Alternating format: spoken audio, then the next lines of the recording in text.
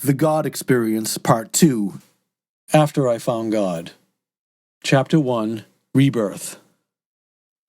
Once the euphoria and elation of my personal epiphany/revelation subsided, I settled back into life as usual, but with one major and profound difference. I knew now without a stitch of doubt that I had God's living presence within me. I became, in a sense, born again. From this point forward, it would no longer simply be me alone in life, it would be us. And although it would take many years for my relationship with God to fully blossom and mature, it initially provided me with some much-needed drive for a much-needed change in direction. In June, I graduated high school with little to celebrate and with no idea as to what I wanted to do with my life as far as a career was concerned. I was in poor health, smoking a pack of cigarettes a day, getting little in the way of exercise, and living on a diet consisting mainly of cheap fast food. Drug and alcohol use were at their peak, and so was my penchant for doing as little as possible. Finding God did not magically change my attitude and behavior overnight, but it did mark the beginning of what would eventually become the complete end of my destructive, excessive, and self-abusive lifestyle. It was also critical in helping me to navigate my way through the uncharted waters of change that were soon to be rushing by my front doorstep. I don't know where I would have ended up, or what kind of life I would have led, had I not made the discovery that God lives within me, but I'm absolutely positive it would not be anything close to the life I live today. In addition to feeling excited and elated about finding God, I also felt a degree of awkwardness and even embarrassment.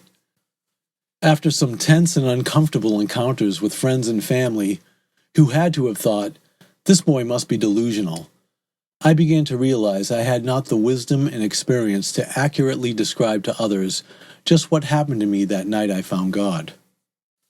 I found it especially difficult explaining to people that I had discovered God without the aid of religion or other traditional forms of spiritual inspiration.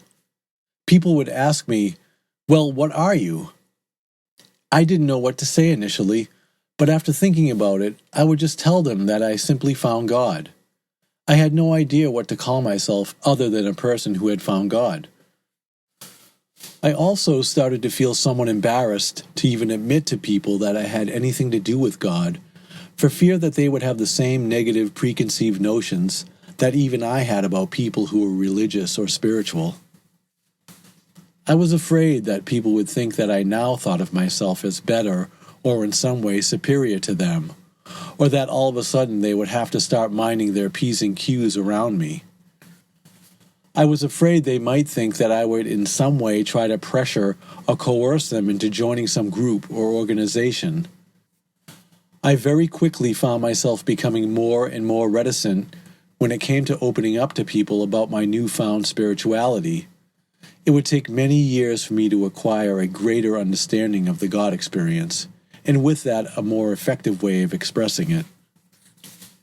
Chapter 2, 1985, The Lost Year.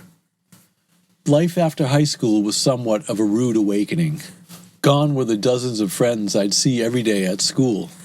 Gone were the 6-hour workdays and the years with 9 weeks of summer vacation time. My life as a slacker would have to come to an end. It was now time to think about growing up and what direction I would be taking, which I wasn't exactly thrilled about doing. The thought of furthering my education was at this time out of the question. In October, I got a full-time job as a plastics extruder operator. Although the hours were tough, 3 p.m. to 11:30 p.m., and the work was laborious, it was a good wake-up call as to what the real blue-collar working world was all about. By spring, I could feel myself becoming nervous and uneasy about my future. And although I had found a better job packaging computer terminals, I felt like my life was going nowhere fast. Many of my friends were going off in different directions, which left me feeling extremely lonely. Plus, I wanted desperately to meet a girl who I could form a more serious and long-term relationship with. I was also plagued by the same bad habits I developed in high school causing my home life to become more and more stressful. My mother had grown sick and tired of my ways and was pressuring me hard to go back to school and get an education and find a real job. As an alternative, and because of my earlier love for the military, I began to consider joining one of the armed forces with a good friend of mine. Besides, I had nothing to lose. In April, my friend and I walked into the local recruiting office to inquire about life in the Army, as well as a program called the Buddy System. After spending an hour or so with the sergeant, we left the facility feeling excited, optimistic, and raring to go. My mother, much to my surprise, was against it, but my father, as you might imagine, was all for it. If I could have joined the Army that afternoon, I would have, but as the weeks passed, my enthusiasm waned, and by the time we were supposed to be sworn in, I backed out. After some serious soul-searching, coupled with some advice from others, I came to the realization that life in the military probably wasn't for me. My buddy, on the other hand, ended up going through with it, and was the best thing that could have happened to him at that time. Feeling relieved, I resumed my job at the computer company, and it was back to business as usual. That summer, I found myself going through yet another image and lifestyle transformation. I was 20 years old, the year 1985, and a new TV series called Miami Vice was changing the way I now looked, and probably many other guys, at fashion and style.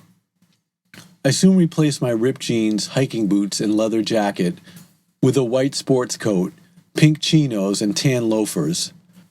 I even cut my hair, which was unimaginable just 6 months earlier. I went from a heavy metal hippie to a yuppie wannabe. I sold my Volkswagen Beetle for a BMW 320i, and my drugs of choice became cocaine and wine coolers. My taste in music also changed. I found myself listening less to the childish rough and tumble heavy metal music of my teen years, and more to the digital pop and dance music of bands like Wham, Duran Duran, and Mr. Mister. Everything on the outside looked fabulous, but on the inside so much was missing, and deep down I knew it. I continued to work through that summer, but in the fall was laid off, which was no surprise considering I was late for work almost every day. I quickly found employment at a printed circuit board company and began working in the shipping department. From shipping, I slowly made the transition to delivery driver and found myself taking a liking to this new position. Driving allowed me freedom of movement without anyone looking over my shoulder. It gave me time to think and daydream. I could also listen to news or music on the radio. Most importantly, it gave me the opportunity to see new places and meet new people.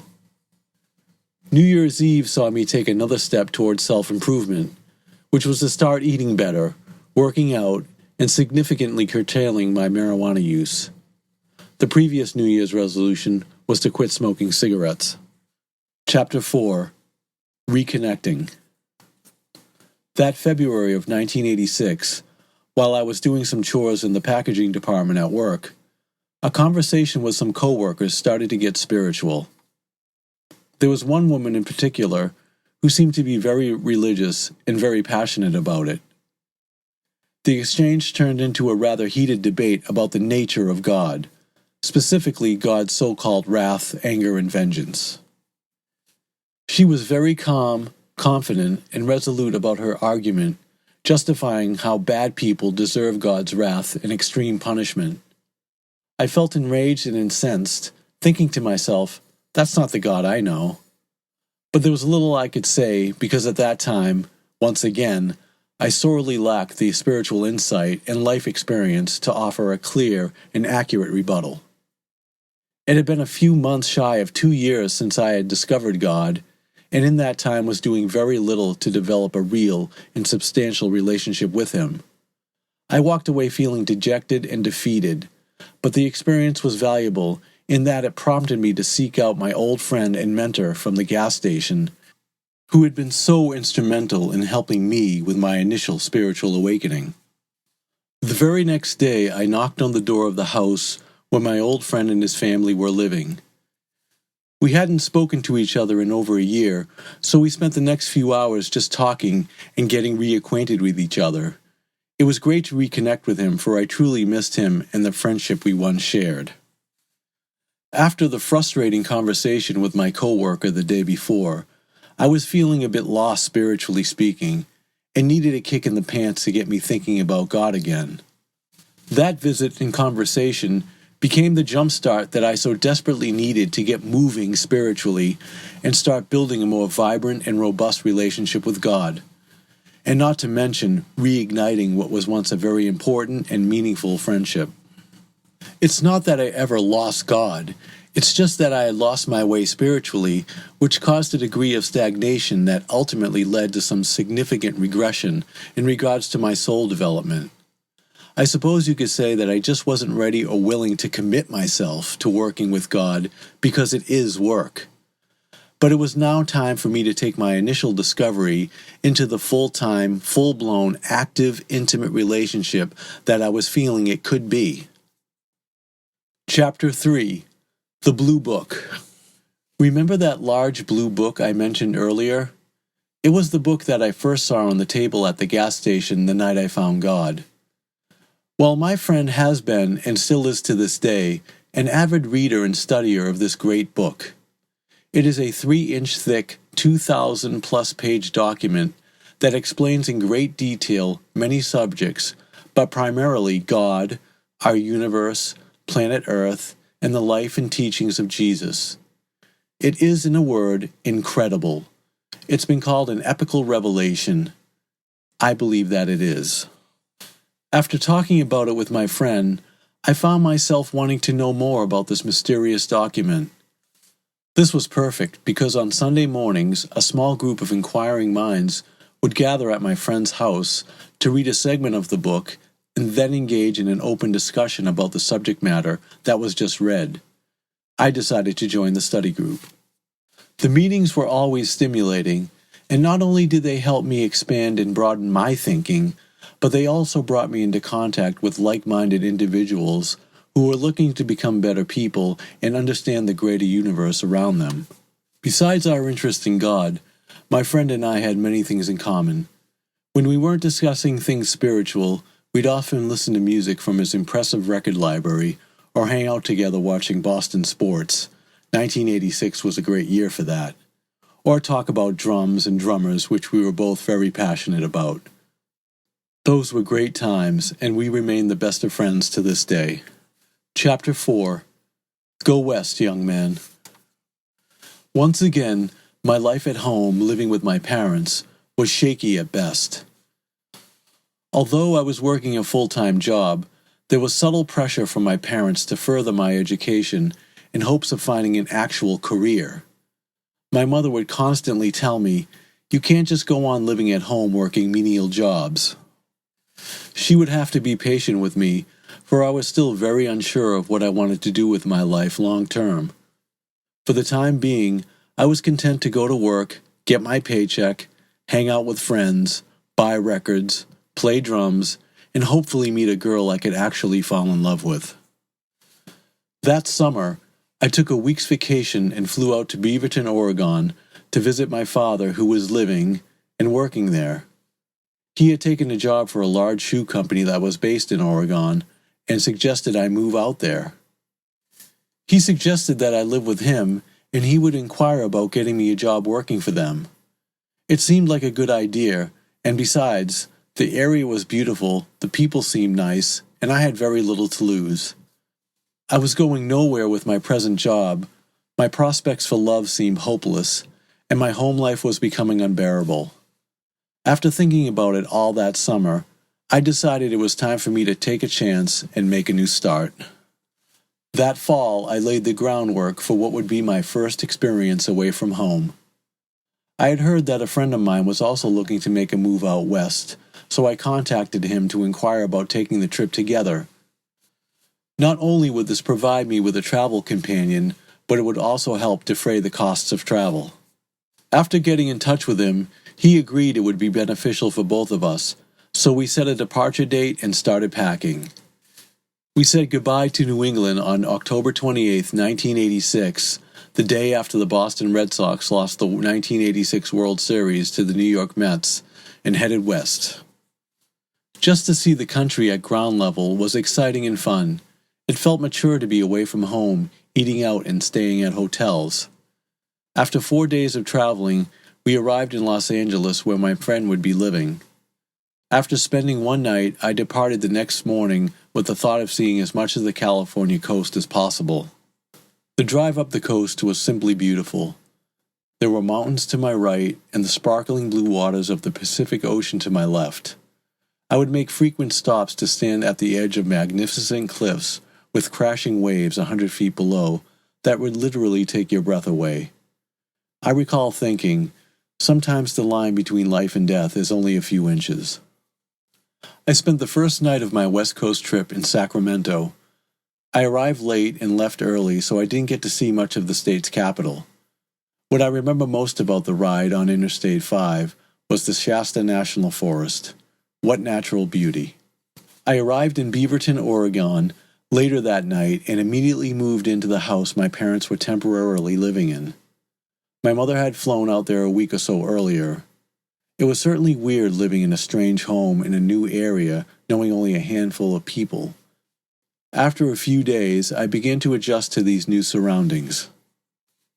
Shortly after my arrival in Oregon, the shoe company my father was working for had implemented a hiring freeze and was in the process of moving most of its manufacturing overseas. Any chance of my getting a job there quickly evaporated. Even my dad was given the choice of either moving to Bangkok, Thailand, or risk being laid off. It was an easy decision for my father because he had already spent a considerable amount of time in Asia and really enjoyed living and working there. After assuring my father I would be fine on my own, he accepted the offer and would soon be on his way. Before they left, my parents set me up in a nice apartment just a few minutes from the center of town.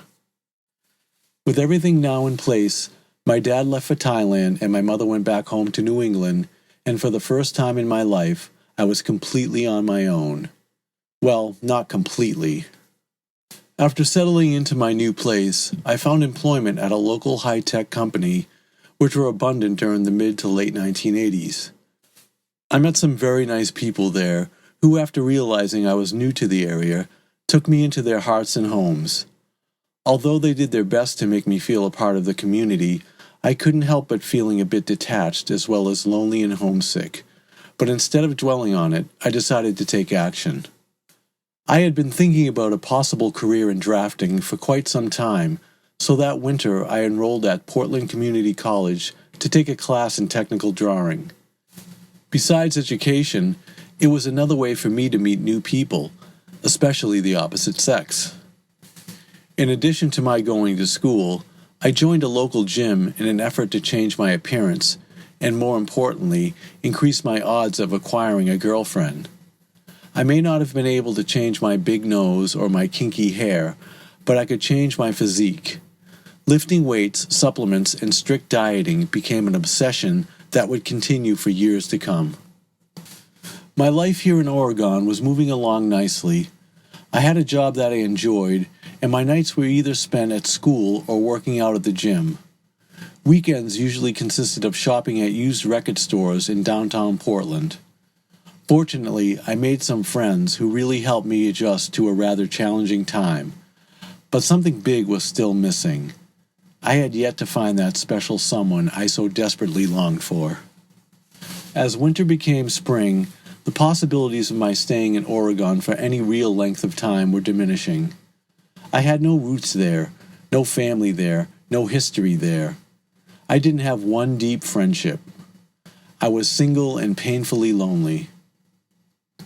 Even my somewhat distant relationship with God couldn't fill the void I was feeling most every day. I greatly missed my home and family, my few good friends, and those inspiring Sunday meetings. My time in Oregon had been valuable, for it taught me how to be independent and responsible for myself, and this in turn gave me a sense of pride and self-esteem. But in the end, my loneliness and homesickness got the best of me. By early summer, I made the decision to go back home to New England and start all over again. That June, a good friend of mine from back home flew out to Oregon to hang out with me for a few days. But he was there primarily to take the long road trip back to New Hampshire with me. We left 2 days after the Boston Celtics lost to the Los Angeles Lakers in the 1987 NBA Finals. The drive home was a lot of fun, but during those long hours behind the steering wheel, all I can think about was, now what are you going to do?